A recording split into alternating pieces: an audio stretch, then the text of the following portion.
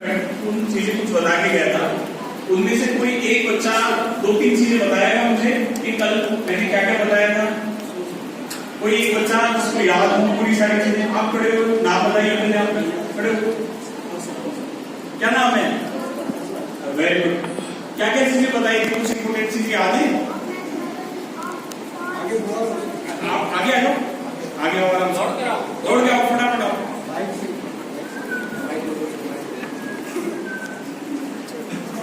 नाम बताओ आपका। मेरा नाम राम प्रताप है।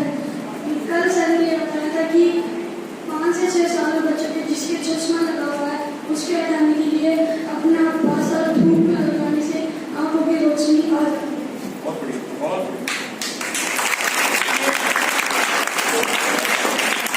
दुनिया में दो तीन प्रकार की चीजें होती हैं। जैसे हम एक को करने से सीखते हैं, एक हम सामने वाला बता रहा है तब सीखते हैं, और एक हम अध्यापक के द्वारा सीखते हैं।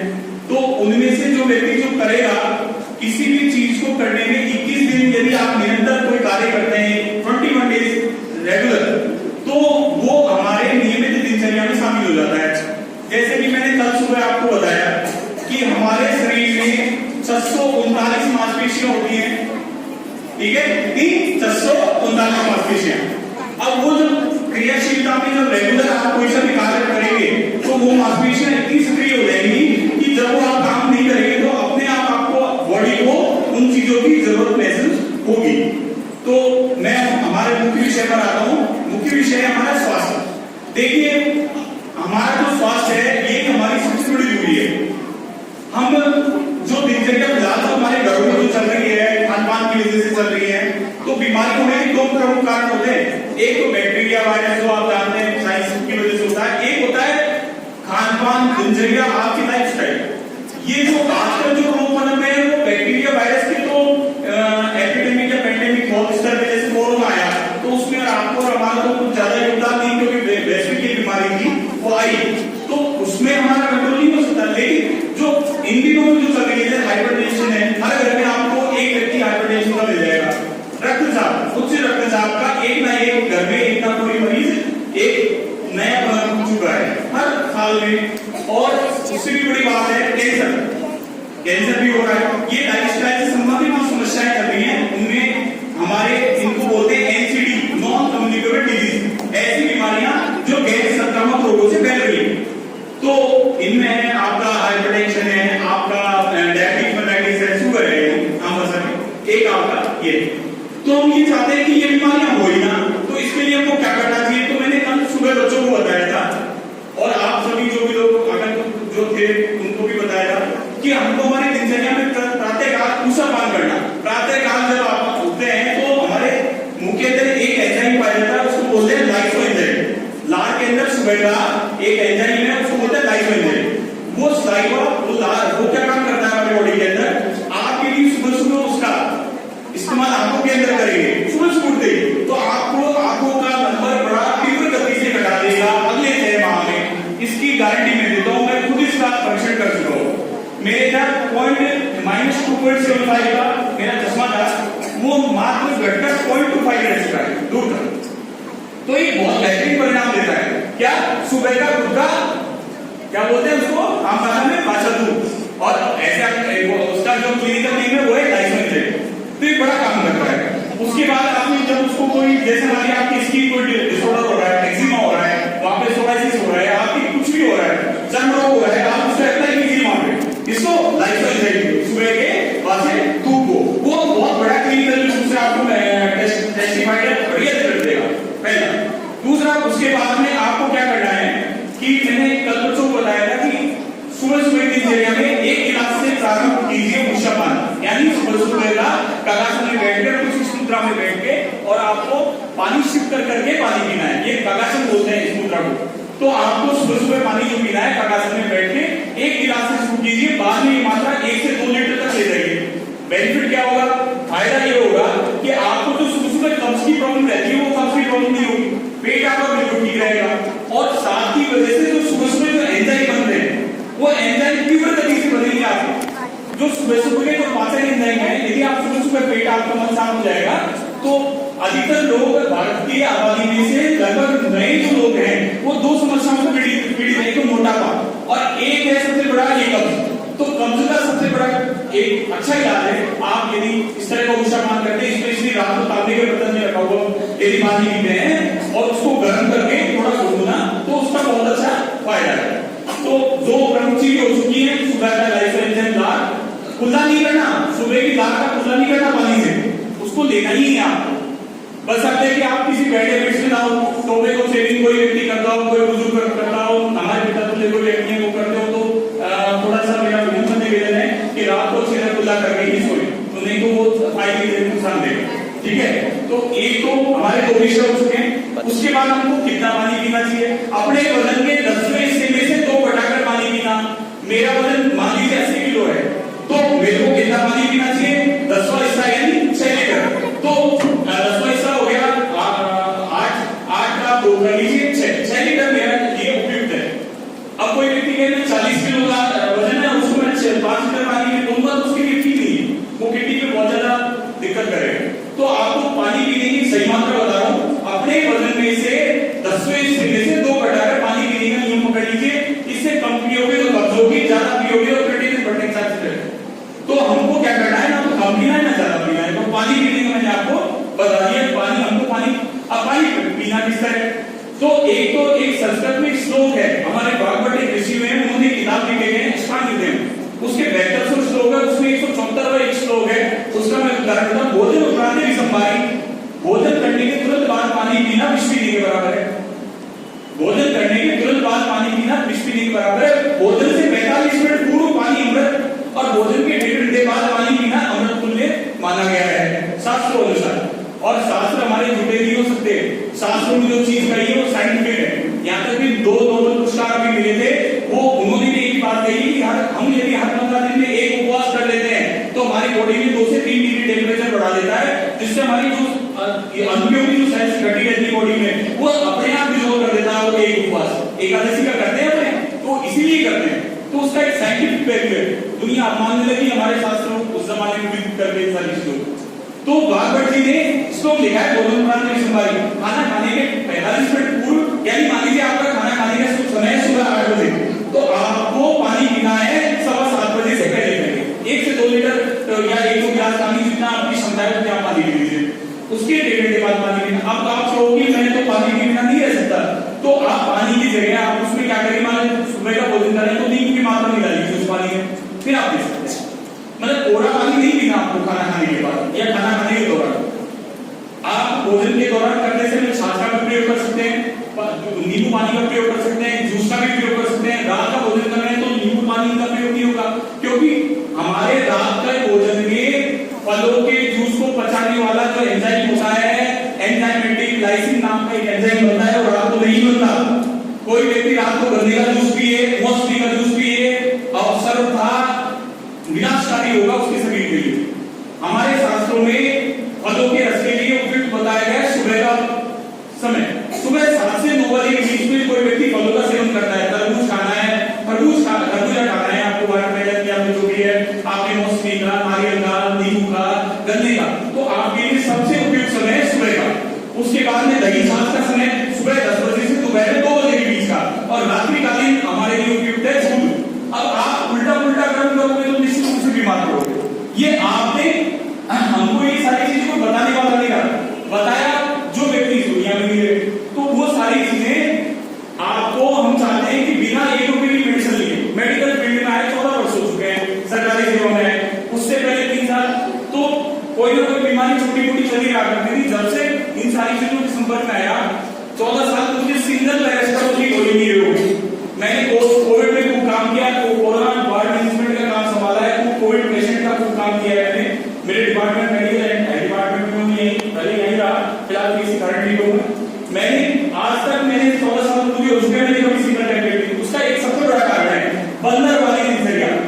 सीएसआई करनाल एक संस्था है, करनाल के अंदर सीएसआई का, उन्होंने रिसर्च रिपोर्ट निकाली है, जो भी व्यक्ति सुबह 7 से 9 बजे के बीच का भोजन भरपेट कर लेगा वो जीवन में कभी बीमार नहीं होगा।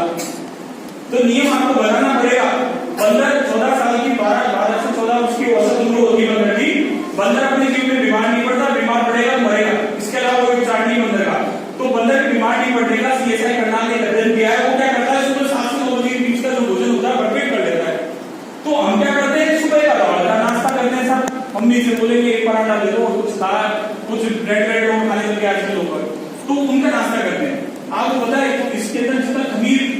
गंदे से गंदा को आटा से लगाया जाता है ये मैदा, और गंदे तरीके से बनाई जाती है। जितने भी बेकरी के प्रोडक्ट है बच्चों, बिस्किट्स, आपके टोस्ट, आपके ये ब्रेड, ये आप यदि इनको मैन्युफैक्चर होते हुए देख लो, निर्माण कार्य होते हुए देख लो, तो आप खाना छोड़ दोगे इनको।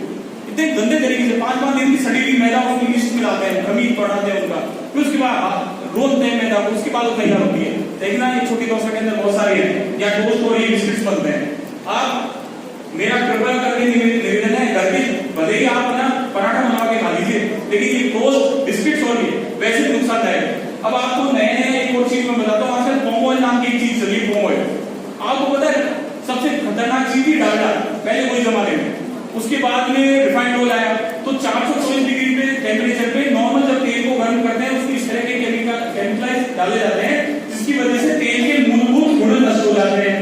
तो उसको बोलते हैं रिफाइंड, सफोला, रिफाइंड जो भी है उसका नाम, सफल जो भी है, ये हमारे तेल की मूलभूत सारे जो प्राकृतिक जो गुण होते हैं वो खत्म कर देता है। आपको पता है जब भी आप रिफाइंड तेल इस्तेमाल करते हैं, आपके शरीर में जाकर ट्राइग्लिसराइड बढ़ा देगा। हृदय के लिए एक हाई डेंसिटी लिपिड होता है एसडीएल, साइंटिफिक भाषा में बता देता हूं। एक तो होता है टोटल कोलेस्ट्रॉल, एक एसडीएल, एक एलडीएल, एक डीएल, एक ट्राइग्लिसराइड। हमारे लिए शरीर के लिए अच्छा जो वसा है एसडीएल होता है, हाई डेंसिटी लिपिड, वो तो कम कर देगा रिफाइंड, और एलडीएल और ट्राइग्लिसराइड बढ़ा देगा। तो कोशिश करें ऐसा तेल लाएं घर में जो आपकी माता बहन पत्नी जो भी सब्जी बनाए आंखों में लगे, उसकी खुशबू आए आपको। जैसे कि पहले सरसों का तेल की सब्जी बनाती थी, लेकिन महिलाओं के आंसू आ जाया करते थे, वो तेल से ही हमको वो तेल कहाँ मिलेगा? आपके आसपास ये बड़ी दुकानों में मिलेगा नहीं, आसपास की कोई मिलों में जाइए, वहां से कबाड़िए उस तेल को, ये बहुत फायदेमंद है। तो हमारे घर में 5 चीजें हमको करनी पड़ेगी। पहला काम तो हमको हमारे घर में सफेद नमक जो आयोडाइज साल्ट है पूरी तरह हटा दीजिए। यदि आपको क्वेश्चन आए तो विद्या से मुझे ये 1991 के अंदर भारत में पहली बार लॉन्च हुआ था आयोडाइज साल्ट। हिमाचल प्रदेश के केवल 4 जिलों के अंदर पानी के अंदर आयोडीन की कमी है, जिसकी वजह से पूरे भारत में सरकार ने इसको लागू किया कि नहीं साहब पानी में आयोडीन की कमी है, इसकी वजह से गैला गॉइटियर नाम का एक रोग हो रहा है। अरे हर घर में थायराइड के पेशेंट कर दी सफेद नमक ने, आप बंद कर दीजिए सफेद नमक का बिल्कुल इस्तेमाल। लूण बोलते थे पहले, मोटा बड़ा शानदार नमक हुआ करता था, वो बंद करवा के हमने कहा दिया है। टाटा ये जो जितने भी हैं, इनमें आपको पता है कि बहुत जबरदस्त तरीके से सोडियम की मात्रा इतनी डाल जाती है, हमारी नाड़ियों को पतला कर देता है। हृदय में जो जाने वाली जो वाहिकाएं होती हैं, वैसे ब्लड कैपिलरी आर्टरी में स्क्लेरोसिस नाम की बीमारी पैदा करता है, रक्त वाहिकाएं इनकी छोटी छोटी हो जाती है। तो आप कोशिश कीजिए सफेद नमक हमारे घर में इस्तेमाल ना हो। तो बेटा बच्चों आप लोगों को बताऊंगा सबसे बढ़िया नमक कौन सा होता है? समुद्री नमक हमारे लिए ठीक नहीं है, समुद्री नमक यही होता है, इसमें आयोडीन की मात्रा मिला देते हैं और आपको पैक करके दे देते हैं। हमको क्या करना है? सेंधा नमक सबसे सुपाच्य होता है, बॉडी के फायदेमंद होता है, 93 प्रकार के पोषक तत्व अकेले सेंधा नमक में होते हैं। तो आपको कौन सा नमक इस्तेमाल करना है? आपसे सेंधा नमक, रॉक साल्ट, समझ आ गया? दूसरा हमको घर में कौन सा तेल इस्तेमाल करना है? कच्ची घानी का तेल, जिसमें हमारा वो भी कौन सा? अब आप नारियल तेल इस्तेमाल करोगे बीमार हो जाओगे, क्योंकि हमारी यहाँ की जलवायु नहीं है। जो जिस जलवायु में रहता है उसकी वहां की प्राकृतिक भूमि में जो तेल पैदा होता है या तिलहन जो पैदा होती है वो तेल इस्तेमाल करना। हम हमारे यहाँ कौन सी तिलहन पैदा होती है? मूंगफली पैदा होती है कि नहीं होती? हमारे यहाँ होती है ना। तो मूंगफली, सरसों, तिल्ली यानी तिल, इनका तेल हमारे लिए पर्याप्त है, ये हमको इस्तेमाल करना चाहिए। बाकी हम ये भी साउथ में दक्षिण भारत में आके निवास करेंगे, सरसों तेल खाएंगे, बीमार हो जाएंगे, वहां की जलवायु दूसरी है, समझे कि नहीं समझे? तो पहला हो गया नमक, दूसरा हो गया रिफाइंड तेल, तीसरा आ जाता है एल्यूमिनियम के बर्तन। देखो बागवती ने एक स्टोव लिखा है 214वां, उसका स्टोव का वर्णन सुना आपको। ऐसा भोजन जिसमें सूर्य की किरण और वायु का स्पर्श शामिल ना हो वो जहर है। तो अब आप सोचिए कि ऐसा कौन सा भोजन करते हैं जिसमें सूर्य की किरण ना तो जा रही है ना उसमें वायु का स्पर्श मिल रहा है? प्रेशर कुकर, प्रेशर कुकर में या माइक्रोवेव ओवन में जो आप खाना बनाते हैं 100% की गारंटी मैं दे रहा हूं, आपके पैरालिसिस होने की संभावना 65% बढ़ा देता है एल्यूमिनियम का। किडनी डिसऑर्डर होने की संभावना आपकी 72% बढ़ा देगा। आपके जो भी दाल बनाते, अच्छा एक नियम है, दाल जो प्राकृतिक समय में खेतों में जितना समय लेगी ना उतना ही पकड़ेंगे वो कुकर में उतना समय लेती है। जैसे अरहर की दाल है 6 महीने में लेती है प्राकृतिक रूप से, जब खेतों में किसान लगाता है उससे पूछिएगा अरहर की दाल कितने समय में पकती है? 6 महीने में जाके तैयार होती है, आप कुकर में उसको 7 मिनट में बना देते हो। गड़ रही है वो पकड़ी है, मतलब उसको पौष्टिक न्यूट्रिएंट वैल्यू जिसमें होनी चाहिए वो नहीं है उसमें, आपने उसको मतलब आपके लिए विनाशकारी बना दिया। वो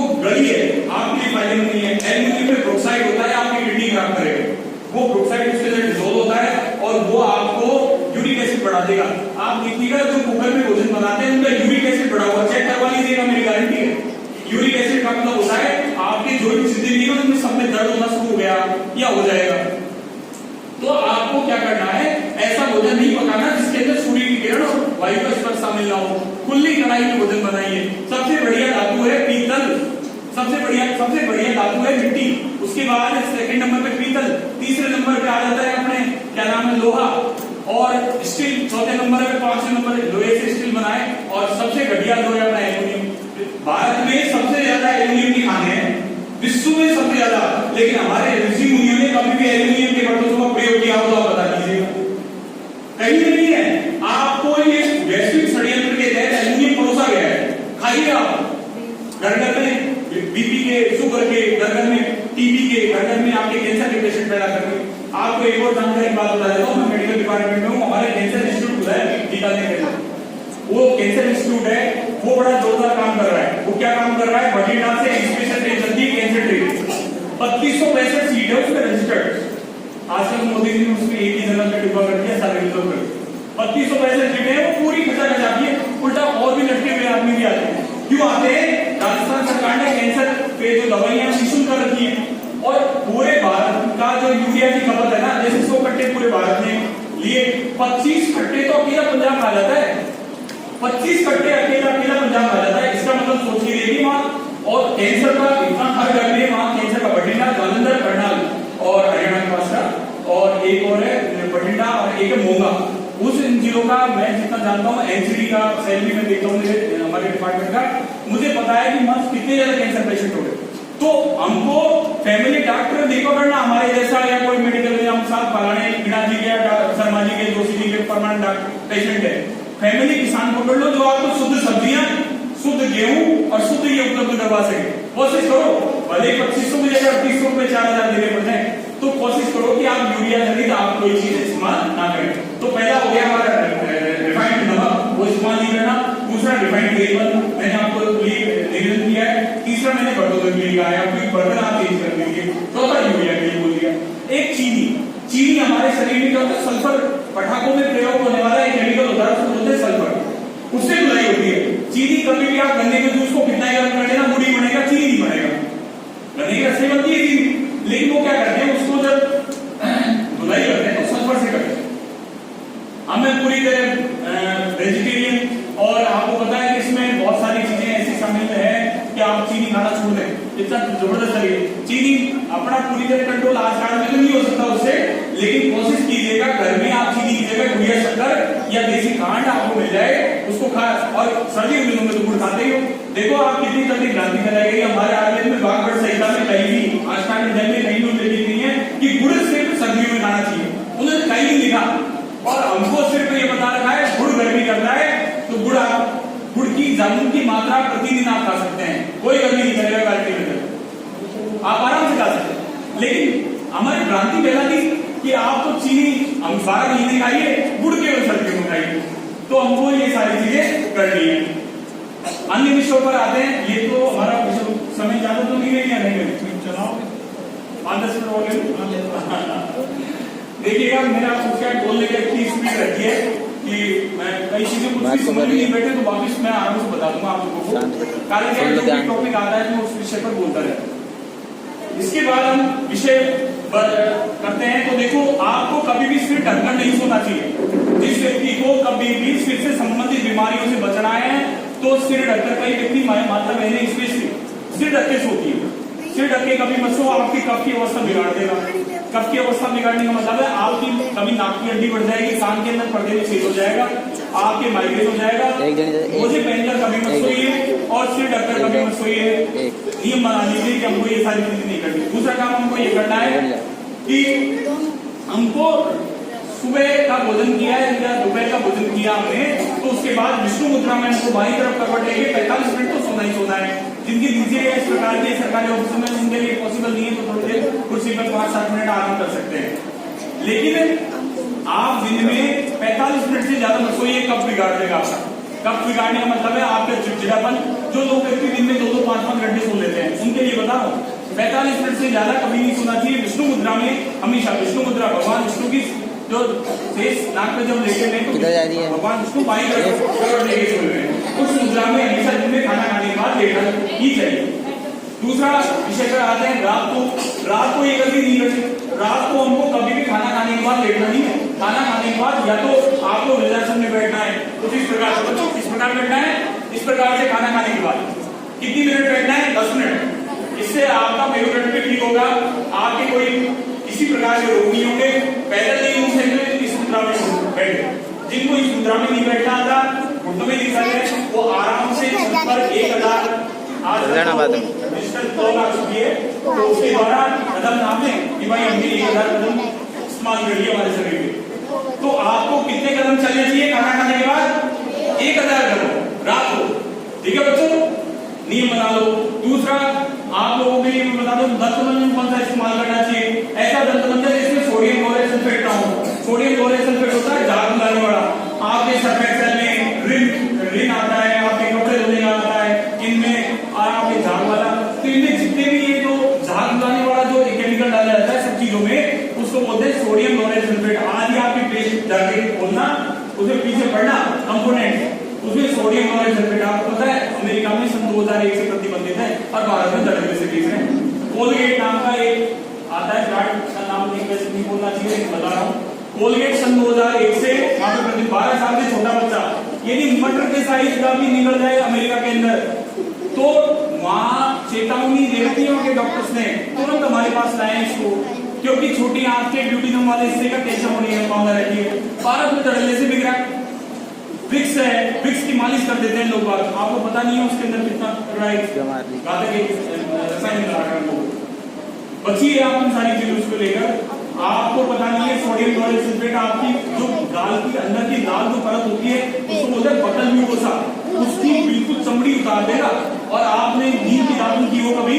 नीम की दातुन चबाने में लार निकलती है और कोलगेट पेप्सोडेंट या कोई सी क्रांति जो पतंजलि करने के बाद आपका मुंह सूख जाता है, उसका कारण है सोडियम क्लोराइड सल्फेट।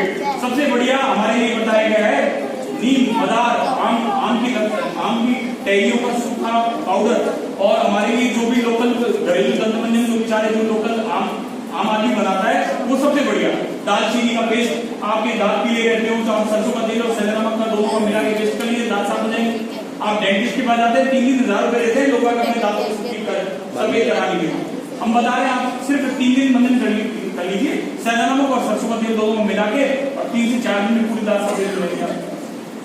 जिनका मुंह 4 उंगलियां पूरी नहीं जाती वो सोच के देखिए वो कहां जा रहे हैं, उनके और कैंसर होने की संभावना ज्यादा होगी। तो तंबाकू ज्यादा खाते हैं उन लोगों का 4 उंगलियां पूरी घूमी नहीं जाती। आप 1 मंजिल सीढ़ी आराम से नहीं चढ़ जाते और 21 सीढ़ी या 17 सीढ़ी चढ़ने के बाद आपकी दम घूमने लगती है, तो आपको आपके शरीर का चेकअप कराने की आवश्यकता होनी चाहिए, क्योंकि आपके हृदय से संबंधित परेशानी शुरू हो चुकी है।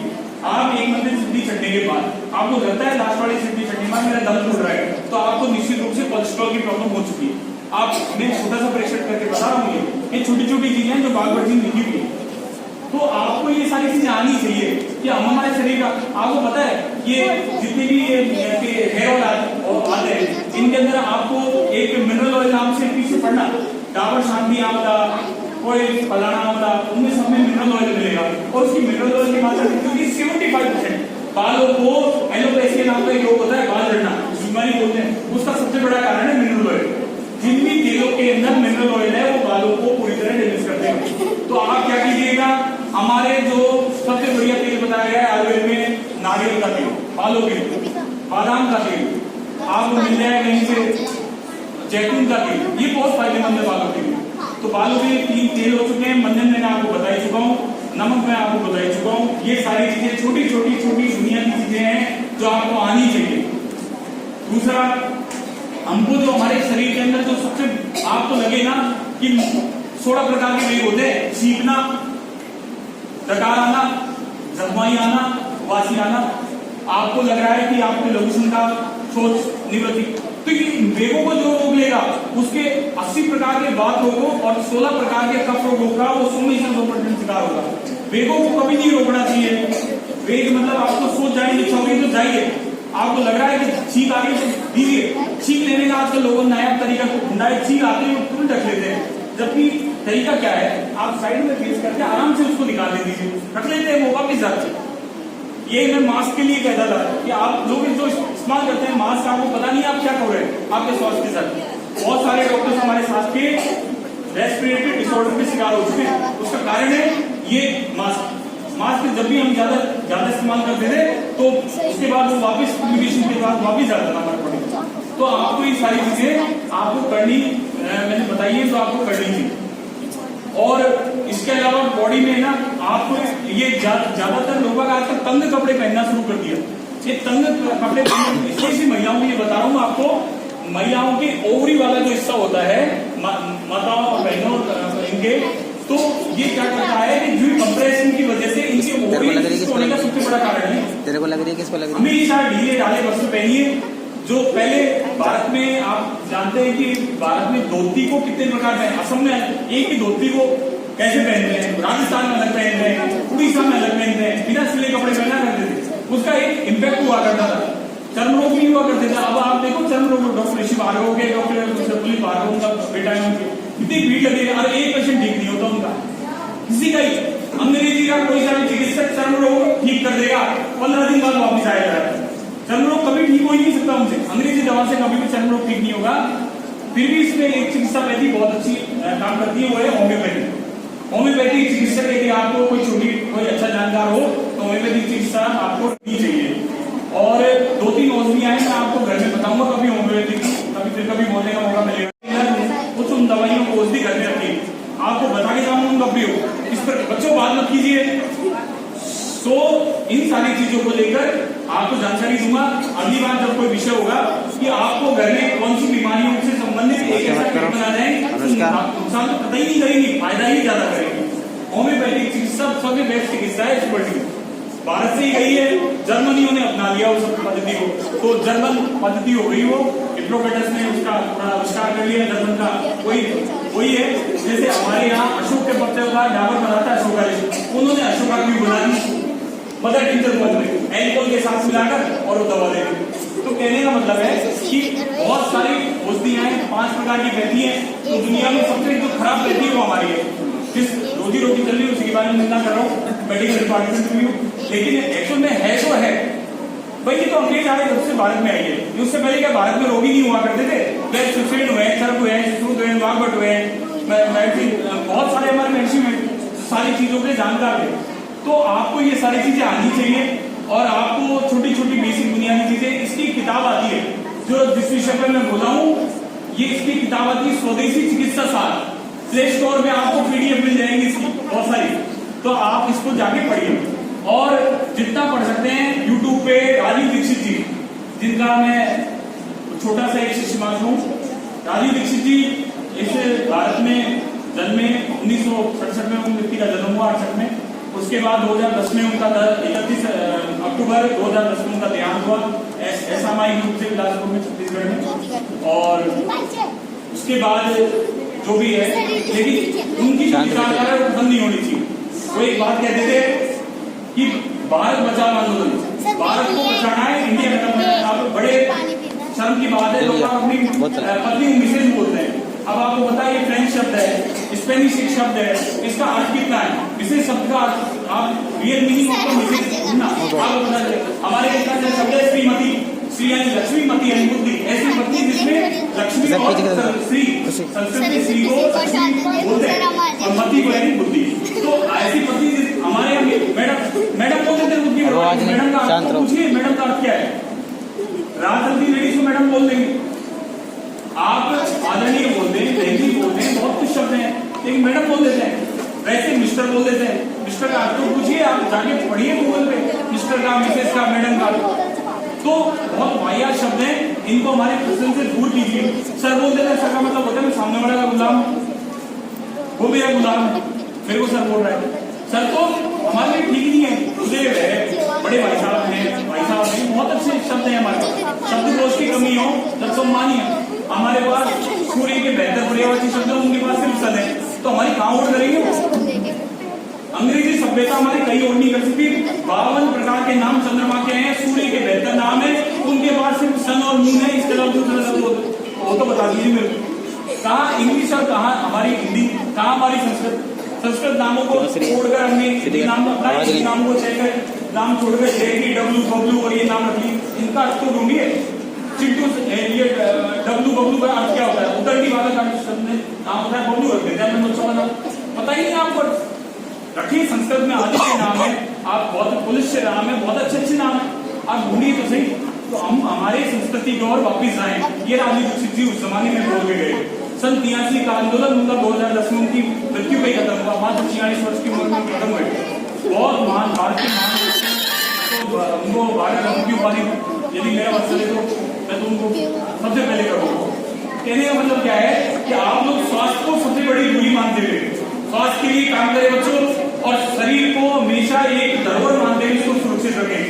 राकेश झुनझुनवाला भी 5500 करोड़ की व्यय छोड़ के गए अभी 5 साल की उम्र में। राकेश झुनझुनवाला शेयर बाजार के बहुत बड़े दिग्गज थे, उन्होंने बात कही कि मैंने पैसा खूब कमाया, यदि पैसा कमाने का 15% भी समय पैसा कमाने के लिए मेरे शरीर में दे देता, आज वो साइड गए हो तो उसमें एक श्लोक लिखा हुआ है उत्तराखंड कि मनुष्य की उम्र 140 वर्ष है, लेकिन कलयुग में कल्कि के प्रभाव की वजह से और खुद की जीवन शैली की वजह से वो उम्र लगभग 40 से 50 साल के बीच में ला देगा। तो हमको वो काम नहीं करना। तो नॉलेज नहीं हो ना, जब तुम जानकारी नहीं हो तब तो कोई बात नहीं, हम छोटी मोटी जानकारी नहीं है तो उसको जीवन में अपनाइए। तो 1 घंटे बाद पानी पीने का नियम और भोजन करने का नियम पकड़ लिया, सुबह का 80 प्रकार की बीमारी उसमें नहीं दे रहा, अपनी बीमारी होगी। तो ये तो काम करेंगे बच्चों लोगों, करोगे? ठीक है, मैं आप लोगों से इतना कहकर अपनी वाणी को विराम देता हूँ। और जीवन में फिर कभी आप आदरणीय बड़े भाई साहब हमारे आदरणीय मोसा जी कभी मौका देंगे तो जरूर आएंगे। और बाकी यह है कि जीवन को स्वस्थ रहने का एक ही है कि हमको पहला सब निरोगी पाए। ठीक है, जय हिंद, जय माता।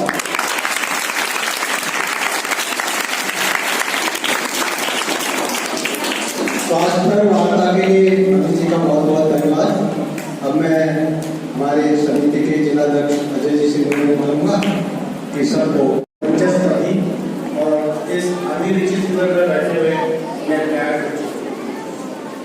जो भी अतिथि आए हैं उनका मैं तहे दिल से धन्यवाद देता हूँ कि हमारे जो प्रोग्राम कर रहे हैं, अभिरुचि शिविर कर रहे हैं, उसके लिए उन्होंने काम कर रहा है। और साथ में आप बच्चों आपका भी धन्यवाद देता हूँ कि आप इसमें लगन से इस अभिरुचि शिविर को ज्वाइन कर रखा है और रोज आपको कोई ना कोई चीजें सीखने को मिल रही होगी। इन्हें अपने जीवन में साथ करें, यही आपका प्रकृति का एक सबसे बड़ा मूल मंत्र होगा। धन्यवाद। एक बार मेरे साथ भारत माता की जय बोलेंगे।